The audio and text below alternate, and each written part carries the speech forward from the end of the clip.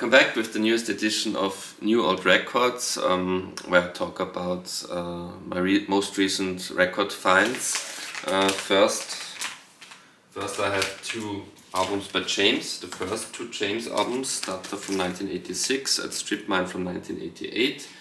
I have those two albums on CD since the 90s, because that's, since the 90s I'm a James fan.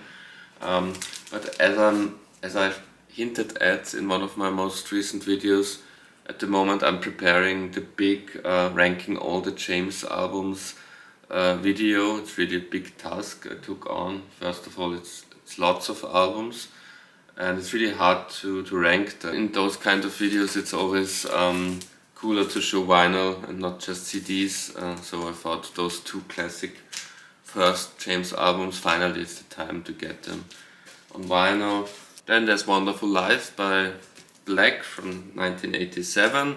Of course includes the big hit, the only hit of this artist, Wonderful Life. He's always seen as a one-hit wonder, and now I can see why, because unfortunately the rest of the album isn't really that good. I've had it quite often, especially with 80s one-hit wonders, that I was curious about an album by such an artist, if he has more than just the one hit, and often I'm positively surprised. And for example, Spandau Ballet, was really surprised how good their album tracks also are in some cases, not just the hits. But with Black, I guess it's really one of those cases where an artist has one fantastic song, Wonderful Life, and I'm glad to have this track in my collection now. But the rest, don't really want to listen to the rest ever again, I have to say. And something very strange for me, something I don't have anything else in my record collection like this. The band is called Vadruna and the album is called Runaljot Yggdrasil. I have to read it because I still don't really know too much about it. This is very strange. This is like, for me at least, this is from this kind of Norse, Viking, neo-folk, pagan kind of music, mostly from Norway. They are also from Norway. Then into this northern esoteric stuff. You or I have to be very careful to dip my toes into that scene, because often, I don't want to say often, but sometimes those artists can have really strange political opinions, very, very right-wing, sometimes even maybe racist. And that's something I don't want to have in my life. And also some of those acts, some of those acts are also very closely affiliated to some things like black metal. And if there are two things that I really hate, it's Satanism and neo-Nazis. Those are two things that don't work for me. So you have to be careful when you go into this scene. And this band is a side project of a black metal band, and also it's a black metal band that is sometimes accused of all those kind of disgusting things I just talked about. But this is a side project where they completely leave out the political. And it's not metal music, because I hate metal music.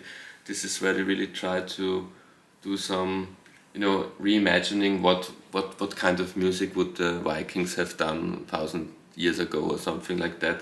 And for some reason, for non-political reasons, I'm very fascinated with that subject. I'm a history geek, and at the moment, I have different phases, of course, but at the moment I'm in a Norse and in a Pagan and Celtic Hyperborean phase. That's where my interests are, maybe because I'm reading this book at the moment, which is excellent, Beyond the Northwind by Christopher McIntosh, the Fall and Rise of the Mystic North. And this music is like a companion piece to that book. But like I said, I'm not into the politics of some members of that group, and fortunately the music has nothing to do with that. But for what it is, and when I'm reading this book, when I'm listening to this music while I'm reading this book, it makes sense to me. But it's not something that I'm going to be a huge fan of. It's just, just a a phase that probably lasts as long as I'm reading this book. It's the complete opposite of that record, a very sunny, joyful, and also politically very unsuspicious release. This was like a bargain. This is a 5 LP set, pop history, 60s hits. You know, this is one of those cheap compilations that were around in the 80s, 90s, compiling mostly often the same tracks. You know, those seem to be the tracks that were easy to license.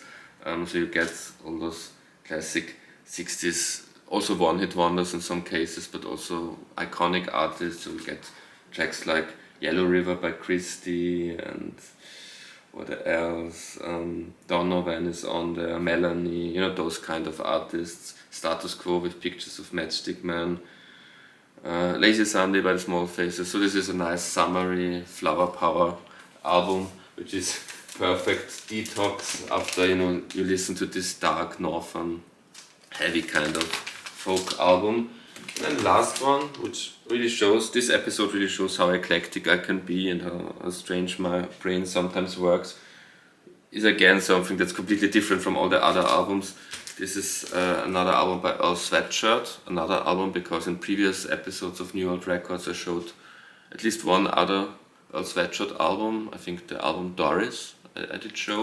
You know, I'm getting more and more into hip hop, like I said in some of the most recent videos, and Earl Sweatshirt of the more contemporary rappers seems to me to be one that I can, you know, that I resonate with a lot. It's a bit more artsy, a bit more experimental hip hop, but not pretentious. It's still kind of keeping it real, I would say. And it's a good record. It's not my favorite by Earl Sweatshirt. I think Doris is my favorite Earl Sweatshirt record, but it's a good one. So thank you very much for watching. Next video will hopefully be the big ranking all the James albums video. Yeah, thank you very much for watching. Until next time, goodbye.